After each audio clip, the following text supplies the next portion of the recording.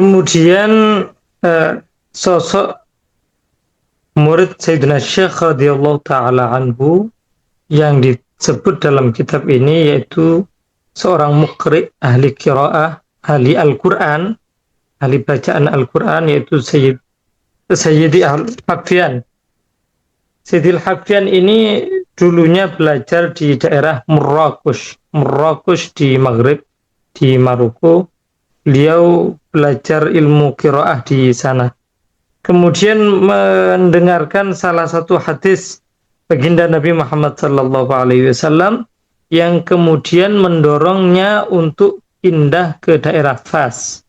Sesampainya di Fas, beliau bertemu dengan guru kita Sayyidina Syekh Sayyidi Ahmad Tijani radhiyallahu ta'ala anhu, dan takjub dengan keilmuan dan cara penyampaian dari Sayyidina Syekh radhiyallahu ta'ala anhu. Kemudian beliau mengambil thariqah Tijaniyah langsung dari beliau, dan beliau mendapatkan kesempatan yang mulia dari Allah Subhanahu wa taala bisa berguru kepada Sayyidina Syekh radhiyallahu ta'ala anhu.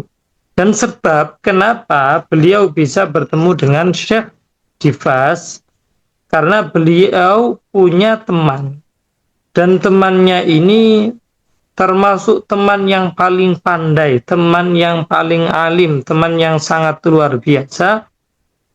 Dan kemudian temannya ini Masya Allah luar biasa dalam urusan zikirnya dan juga keilmuannya, dan sampai menunjukkan Sayyidil Habdian ini untuk bertemu dengan Sayyidina Syekh radhiyallahu ta'ala anhu, dan kemudian takjub dengan beliau dan langsung mengambil thariqah Tijaniyah.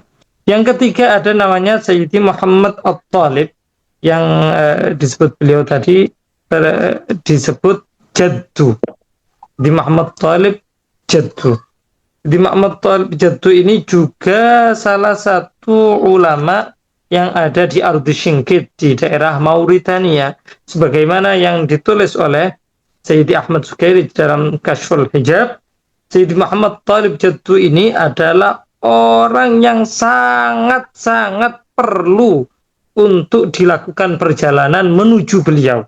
Saking pentingnya beliau dalam urusan keilmuan. Beliau adalah Qadhi Syingkit, seorang qadhi di daerah Syingkit.